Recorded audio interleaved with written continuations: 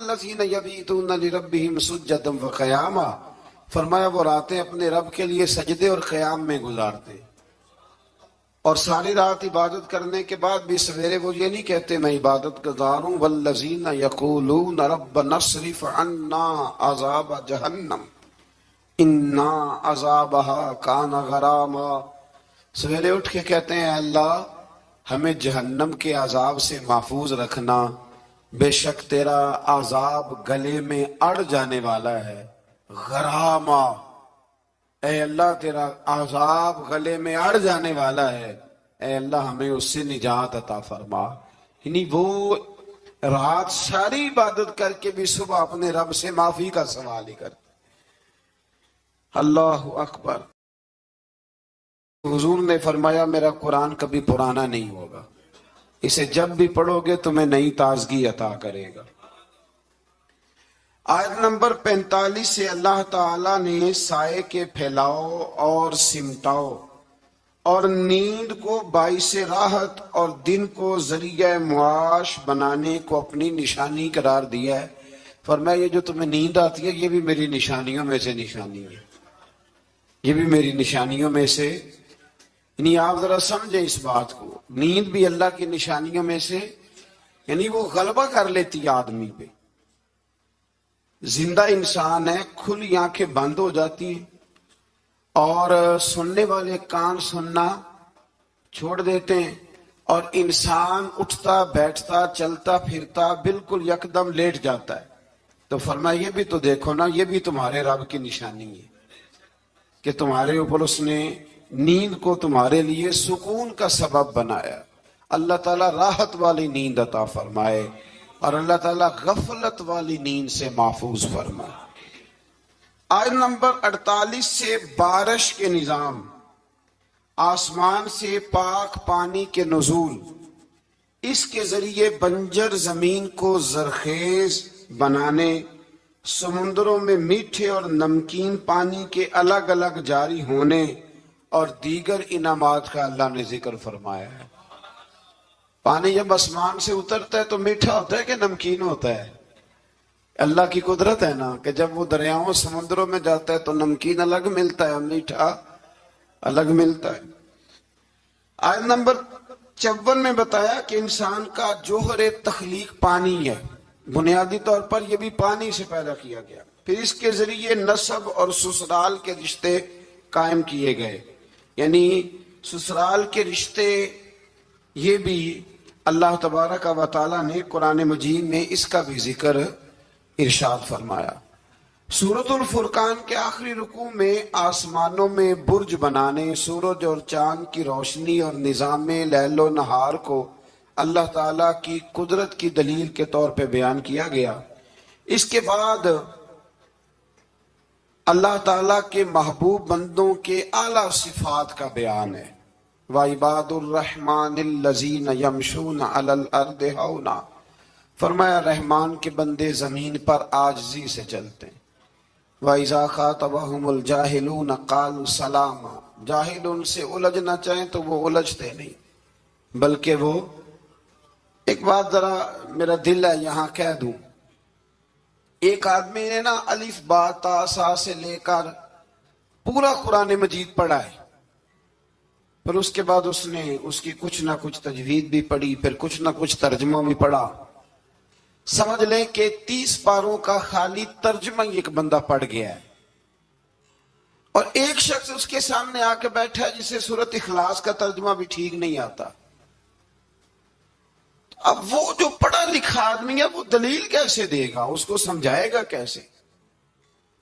اس لیے کہ اس کی سوچ ہی نہیں ہے، اس کو پتہ ہی نہیں ہے۔ شیخ سعدی فرمایا کرتے تھے کہ ان پڑھ انسان کے سامنے کتاب اور اینٹ برابر ہوتی ہے، اس لیے کہ نہ وہ کتاب کو پڑھ سکتا ہے اور نہ وہ اینٹ کو، تو اس کے لیے تو برابر ہے۔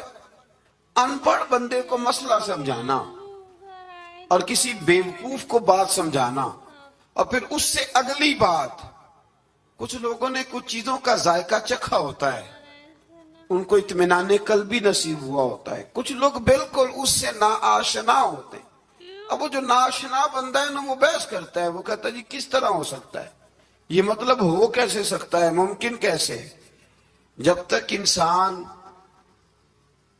ماں باپ سے پیار نہیں کرتا تو ماں باپ کی محبت کی چاشنی کی اسے خبر نہیں ہوتی، اور جب تک اس کے بچے نہیں ہوتے محبت پدری اور ماں کی ممتا، ان دونوں چیزوں کی اسے خبر نہیں ہوتی۔ تو اس لیے اللہ کے بندوں نے پھر ان لوگوں سے بحث نہیں کی۔ بہت سارے لوگ ایسے ہیں جو کہتے ہیں کہ میں اس چیز کو سمجھوں جس کو وہ سمجھ سکتے نہیں، اس لیے کہ ایک شخص نے 8 سال لگائے، 10 سال لگائے قرآن مجید کی تفسیر سے پہلے بہت ساری امدادی کتب ہم بچوں کو پڑھاتے ہیں بہت ساری چیزیں سمجھنے کے لیے، تو جہلا بحث کرتے ہیں، بحث نہ کریں، اور جب آپ کو پتہ چل گیا سامنے والا جاہل ہے تو پھر اگر آپ نے بحث کی تو اس کا مطلب ہے کہ آپ بیوقوف ہیں، آپ نے یہ غلط کام کیا۔ تو اللہ کے بندے کبھی بھی جاہل آدمی سے بحث نہیں کرتے۔ اور آگے فرمایا، پھر اس سے آگے سورۃ الشعراء شروع ہوتی ہے۔ اس سورت کی آیت نمبر 224 میں شعراء کا ذکر ہے، اس لیے اس کا نام شعراء رکھا گیا ہے۔ آیت نمبر 7 میں اللہ تعالیٰ نے زمین سے مختلف قسم کے پودے کے اگانے کو اپنی قدرت کی نشانی بتایا ہے۔ اسی صورت میں ایک بار پھر حضرت موسیٰ علیہ السلام کے فرعون کے پاس جا کے دعوت حق دینے کا ذکر فرمایا۔ یہ کئی دفعہ سن چکے ہیں نا آپ، قرآن مجید نے پھر بیان فرمایا ہے، پھر بیان فرمایا۔ یہ تکرار فائدہ مند ہوتی ہے، العلم بالتکرار۔ ہمارے جو صرف نحو کے اساتذہ ہیں وہ کہتے ہیں کہ تکرار سے علم آتا ہے، یعنی بار بار کسی بات کے بیان کرنے سے وہ بات یاد ہو جاتی ہے۔ ایک صاحب مجھے کہنے لگے کہ فلانے علامہ صاحب کی تقریریں مجھے یاد ہو گئی ہیں ساری، میں کہا چل 2-3 سنا وچوں، لیکن سنا سکتے۔ تکرار فائدے مند ہوتی ہے، اگر کام کی چیز کی تکرار ہو تو اس کو بار بار سمجھنا چاہیے۔ تو فرعون کی طرف حضرت موسیٰ علیہ السلام کے بھیجنے کا یہاں اللہ نے ذکر فرمایا۔ بشری تقاضے کے تحت موسیٰ علیہ السلام کے خدشات کا ذکر ہے۔ فرعون کی طرف سے موسیٰ کی تربیت کے احسان جتانے کا بھی ذکر ہے۔ پیچھے آپ پڑھ رہے ہیں نا کہ حضرت موسیٰ اسی کے گھر میں پلے تھے، تو وہ کہے گا کہ میں نے پالا ہے تو آپ مجھے تبلیغ کرنے آ گئے۔ فرعون نے دعوت توحید کے جواب میں کہا کہ رب العالمین کون ہے؟ انہوں نے فرمایا وہ آسمانوں اور زمینوں، مشارق اور مغارب اور تمہارا اور تمہارے آباء و اجداد کا رب ہے۔ اس مقام پر بھی ایک بار پھر جادوگروں کے مقابلے میں موسیٰ علیہ السلام کے معجزات، خاص طور پر وہ جو آپ کا عصا اژدہا بن گیا تھا نا، اور پھر وہ غالب آ گیا تھا، اس کے آنے کا پھر ایک دفعہ اللہ نے ذکر فرمایا۔ پھر جادوگروں کے ایمان لانے اور فرعون کی طرف سے قید میں ڈالنے، ہاتھ پاؤں کو مخالف سمت میں کاٹنے اور سولی پر چڑھانے کی دھمکی کا بھی ذکر ہے۔ پھر اس بات کا بیان ہے کہ موسیٰ علیہ السلام بنی اسرائیل کو لے کر گئے، سامنے سمندر تھا، پیچھے فرعون تھا، اور اس کے پیروکاروں کا تعاقب بھی تھا۔ اللہ کے حکم سے موسیٰ علیہ السلام کی لاٹھی کی ضرب سے سمندر بھی پھٹ گیا، بنی اسرائیل کے لیے رستہ بنا، وہ سلامتی کے ساتھ سمندر پار چلے گئے۔ فرعون اپنے لاؤ لشکر سمیت سمندر میں غرق ہو گیا۔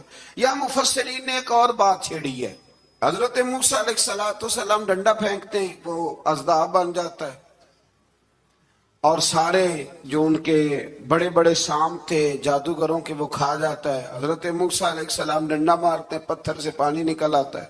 حضرت موسیٰ وہی ڈنڈا مارتے ہیں تو سمندر سے 12 رستے بن جاتے ہیں۔ تو یہ ڈنڈا فرعون کو کیوں نہیں مارا انہوں نے؟ یہ ڈنڈا فرعون کو کیوں نہیں مارا؟ یہ مفسرین نے بحث چھیڑی ہے۔ اللہ نے انہیں طاقت دی ہے نا، اور وہ جہاں جہاں چاہتے ہیں ان کا وہ عصا مبارک کام آتا ہے، تو ایک مارتے اس کو بھی کام ختم ہو جاتا۔ تو پھر سمجھ لیں کہ اللہ نبی کو جو معجزہ دیتا ہے تو حکم دیتا ہے کہ یہ آپ نے استعمال بھی میرے حکم سے ہی کرنا ہے۔ ولی کو جو کرامت دیتا ہے تو فرماتا ہے یہ استعمال بھی آپ نے میرے حکم سے کرنی ہے۔ اس لیے پیچھے آپ پڑھ رہے ہیں کہ اللہ فرماتا ہے کہ ہم کافروں کے مطالبے پہ عذاب نہیں نازل کریں گے۔ کہتے ہیں جی اتنا ہی کامل ہے تو پھر دکھائے نا کچھ ہے، تو یہ تو بولی میں آپ کو سنا آیا ہوں، یہ تو کفر کی بولی ہے۔ تو ابو جہل کہتا تھا پھر لائیے عذاب، لائیے ہمارے اوپر عذاب جس کی آپ بات کرتے تھے۔ تو یہ تو بولی بڑی غلط ہے کہ کوئی شے ہے تو دکھاؤ، یہ تو بات بڑی دور جاتی ہے۔ اللہ ہدایت کا نور عطا فرمائے۔ آیت نمبر 69 سے پھر ایک بار حضرت ابراہیم کا ذکر ہے۔ سبحان اللہ، کیسے پیارے نبی ہیں اللہ کے، بار بار رب کریم ان کی شانوں کا بیان فرماتا ہے۔ وہ اپنی قوم کو بتوں کی بے بسی کی جانب متوجہ کرتے تھے۔ پھر ابراہیم علیہ السلام اللہ تعالیٰ کی نعمتوں کا اعتراف کرتے ہوئے فرماتے، اللہ نے مجھے پیدا کیا ہے، وہی ہدایت دینے والا ہے، وہی مجھے کھلاتا ہے، وہی پلاتا ہے، جب بیمار ہوتا ہوں تو وہی مجھے، اللہ اکبر، کئی دفعہ ایک ہی ڈاکٹر سے دوائی لیتے ہیں تو آرام آ جاتا ہے، پھر دوبارہ اسی سے لیتے ہیں تو آرام۔ اس کا مطلب ہے کہ حضرت ابراہیم فرماتے ہیں کہ شفا بھی میرا اللہ ہی مجھے دیتا ہے۔ پھر فرمایا وہی میری روح قبض کرے گا اور آخرت میں دوبارہ پیدا کرے گا، مجھے یقین ہے قیامت کے دن میری خطاؤں کو بھی معاف فرمائے گا۔ ابراہیم فرما رہے ہیں، اللہ کے نبی، انہوں نے کون سی خطائیں کی تھی جی؟ ساری زندگی اللہ کی راہ میں جہاد کرتے گزر گئی، پھر بھی ڈر کے دعا مانگتے ہیں۔ سنگیو غافل نہ بنے، غافل، ہر وقت معافی مانگنا یہ اللہ کے بندوں کا طریقہ ہے۔ میرے رسول کریم علیہ السلام نے فرمایا میں دن میں 100 دفعہ اپنے رب سے استغفار کرتا، بار بار استغفار کریں، بار بار اس سے معافی مانگیں، وہ معافی مانگنے والے سے بڑا ہی راضی ہوتا ہے۔ اللہ توفیق عطا فرمائے۔ یہ انبیاء کا ہمارے لیے تعلیم ہے، یہ تعلیم امت ہے، ورنہ انہوں نے کون سی خطائیں کی؟ اللہ اکبر۔ پھر فرمایا وہ دعا کرتے ہیں کہ اے میرے پروردگار تو مجھے صحیح فیصلہ کرنے کی قوت عطا فرما اور مجھے نیک بندوں کے ساتھ ملا دے۔ پڑھنا ذرا گھر جا کے سورہ شعراء، آپ کو سمجھ آئے گی۔ اللہ کے نبی دعائیں مانگتا ہے، یا اللہ ہمیں نیکوں کی سنگت عطا فرما۔ ہمارے زمانے میں ضرورت ہی کوئی نہیں نیکوں کی، اور پھر سنگت، پھر ان کے ساتھ رہنا، پاس بیٹھنا، اس کی ضرورت ہی کوئی نہیں، سارے خود ہی بڑے بڑے پیرے کامل ہیں۔ بلکہ اب تو بہت سارے لوگ کہتے ہیں پیر صاحب کو بھیجو تھوڑی دیر میرے پاس بیٹھے، میں کو سبق پڑھاؤں۔ معاذ اللہ تعالی۔ اے اللہ بعد میں آنے والے لوگوں میں میرا ذکر خیر سچائی کے ساتھ جاری فرما، مجھے جنت کی نعمتوں کا وارث بنا اور مجھے قیامت کے دن رسوا نہ فرمانا۔ یہ پتہ کیا ہے؟ یہ نہ بندے کا اللہ سے رشتہ ہے، یہ رشتہ ہے۔ بندہ جب اس کی نعمتوں کو سوچتا ہے اور پھر اپنے روزمرہ کی عبادت کو، نیکی کو سوچتا ہے، تو پھر کہتا ہے اللہ تو نے بڑا دیا ہے، مجھے رسوا نہ کر دینا۔ یہ کئی دفعہ خفیہ تدبیر بھی ہوتی ہے نا، ہاں، یہ کئی دفعہ بہت شانیں جب مل جاتی ہیں تو خفیہ تدبیر بھی ہوتی ہے، خفیہ تدبیر بھی ہوتی ہے۔ ایک درویش کہا کرتے تھے کہ جب اللہ تعالیٰ تمہیں دنیا میں بہت سارا اجر دے دے نا، نیکیاں دے دے، پیار کرنے والے دے دے، دولت دے دے، تو پھر بھی اللہ سے ڈرا کرو کہیں ایسا تو نہیں کہ وہ ساری نیکیوں کا اجر دنیا میں دینا چاہتا ہے اور آخرت میں تمہارا حصہ ہی کوئی نہیں، سارا کچھ یہی نہ دے دے۔ اس لیے اس کی بارگاہ ناز میں یہ بھی دعا فرمائیں کہ اللہ قیامت کی رسوائی سے محفوظ فرمائے۔ اللہم استرنا بسترک الجمیل، اللہ سونے پردوں میں سے ایک پردہ نصیب فرما۔ آیت نمبر 91 سے متقین اور سرکش لوگوں کے ساتھ ہونے والے سلوک کا ذکر فرمایا۔ ایک نے ساری زندگی تقویٰ کیا، ایک نے سرکشی کی، گھوڑوں کی طرح بھاگا، مرضی کی زندگی جیا۔ اللہ نے دونوں کا ذکر فرمایا اور فرمایا گمراہ لوگوں کے جہنم میں آپس میں لڑنے اور ہر طرف سے نا امید ہونے اور ان کے دنیا میں واپس جا کر ایمان لانے کی ناممکن خواہش ہے۔ یہاں بڑے لوگ کہتے ہیں جی اللہ چاہے اور نیکوکاروں کو جو ہے وہ معاذ اللہ دوزخ میں ڈال دے اور ہمیں اللہ چاہے تو بخش دے۔ جس نے اٹھتی ہوئی جوانی میں بھی اپنی نظر جھکا کے رکھی اور جیب میں لاکھوں کروڑوں ہونے کے باوجود بھی اپنے رب کی رضا والی بات کی، اور تو ساری زندگی گزارے بے حیائی اور فحاشی میں، اور دعوے تو عجیب کر دے، اللہ بے نیاز ضرور ہے پر بے انصاف نہیں، بے نیاز ضرور ہے پر وہ بے انصاف، یہ سمجھ لیں۔ ہاں کسی کو یہ دعویٰ نہیں کرنا چاہیے کہ میں نیک ہوں تو جنت میرے نام الاٹ ہو گئی ہے، دعا کرنی چاہیے اور اس کی بارگاہ میں معافی چاہنی چاہیے، لیکن یہ جو گناہگار پھر دلیروں جیسی باتیں کرتے ہیں نا، اس کا تو معاملہ یہ ہے کہ ایک گناہگار اوپر سے سینہ زور، یہ ظلم ہے، یہ جبر ہے، اس سے بچیں۔ ہاں اگر کوئی رب کی رحمت کا بازو تھام کے بات کرے گا تو اللہ بڑا ہی کرم فرمانے والا ہے۔ آیت نمبر 105 سے نوح علیہ السلام کی دعوت حق کا ذکر ہے۔ وہ رسول امین تھے، سرکش لوگوں نے کہا ہم آپ پر کیسے ایمان لائیں، آپ کے پیروکار تو پسماندہ لوگ ہیں۔ یہ نوح علیہ السلام کی قوم کا ذرا انداز سن لے، کہنے لگے پسماندہ سے غریب سے بندے آپ کے کلمہ پڑھنے والے، ہم چودھری ہو کے آپ کو مان جائیں، یہ کیسے ہو سکتا ہے؟ پھر نوح علیہ السلام اللہ تعالیٰ سے اپنے اور اپنی قوم کے درمیان آخری فیصلے کی دعا مانگتے ہیں۔ اللہ تعالیٰ ان کو اور ان کے پیروکار مومنوں کو کشتی کے ذریعے نجات عطا فرماتا ہے اور سرکش قوم طوفان میں ڈوب جاتی۔ آیت نمبر 124 سے حضرت ہود علیہ السلام اور ان کی قوم عاد کا ذکر ہے۔ اللہ تعالیٰ نے اس قوم پر نعمتوں کی فراوانی کی، چوپایوں، اولاد اور نہری باغات کی صورت میں فرمائی۔ انہوں نے مضبوط مکانات اور بلند مقامات پر عشرت گاہیں تعمیر کر لی۔ آج کل بھی فارم ہاؤس نہیں بن جاتے جلدی جلدی سے، فارم ہاؤس بن جاتے۔ بالآخر نبی کی تکذیب کی بنا پر اللہ نے اس قوم کو بھی ہلاک کر دیا۔ پھر آیت نمبر 141 سے حضرت صالح علیہ السلام اور ان کی قوم سمود کی نافرمانیوں کا ذکر ہے۔ ان پر اللہ تعالیٰ نے نعمتوں کی فراوانی فرما رکھی تھی، میٹھے چشمے، باغات، زرخیز زمین کی کثرت، پہاڑوں کو تراش کر مکان بناتے تھے، لیکن جب انہوں نے ناقۃ اللہ یعنی اللہ کی اونٹنی کی بے حرمتی کی تو ان پر عذاب نازل ہوا۔ تو جو ناقۃ اللہ کی بے ادبی کرے، اللہ کی اونٹنی کی، اس پر عذاب نازل ہوتا ہے، تو جو رسول اللہ کی بے ادبی کرے اور جو اولیاء اللہ کی معاذ اللہ بے ادبی کرے، اس کا کیا حال ہوگا؟ اللہ تعالیٰ ہدایت کا رستہ نصیب فرمائے۔ آیت نمبر 160 سے لوط علیہ السلام اور ان کی قوم کا ذکر ہے۔ اس قوم کی بدعمالیوں کا ذکر ہے کہ وہ حلال بیویوں کو چھوڑ کر غیر فطری طریقے سے اپنی جنسی خواہش پوری کرتے، گناہ کے اڈے آباد کرتے۔ لوط علیہ السلام کی بیوی بھی ان کے ہم خیال تھی۔ بالآخر اللہ تعالیٰ نے اس قوم کو بھی تباہ و برباد کیا۔ پھر شعیب علیہ السلام اور ان کی قوم کا ذکر ہے۔ یہ لوگ اصحاب الایکہ کہلاتے تھے۔ یہ لوگ لین دین کے وقت ناپ تول میں ڈنڈی مارتے۔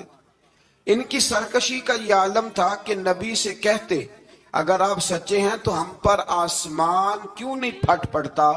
پھر اس قوم پر بھی عذاب نازل ہوا اور وہ تباہ و برباد کر دیے گئے۔ لوط علیہ السلام کی بیوی بھی ساتھ رہتی تھی لیکن کافروں کی ہم خیال تھی، اور نوح علیہ السلام کا بیٹا بھی اور ان کے گھر والے بھی کچھ اسی طرح کے تھے۔ ایک بات ذہن میں رکھیں، دو بھائی اکٹھے رہتے ہیں، دونوں نے اپنی اپنی قبر میں جانا ہے۔ کسی گھر کا فرد اگر غلط ہوگا تو اس سے مراد وہ پورا خاندان نہیں ہوگا،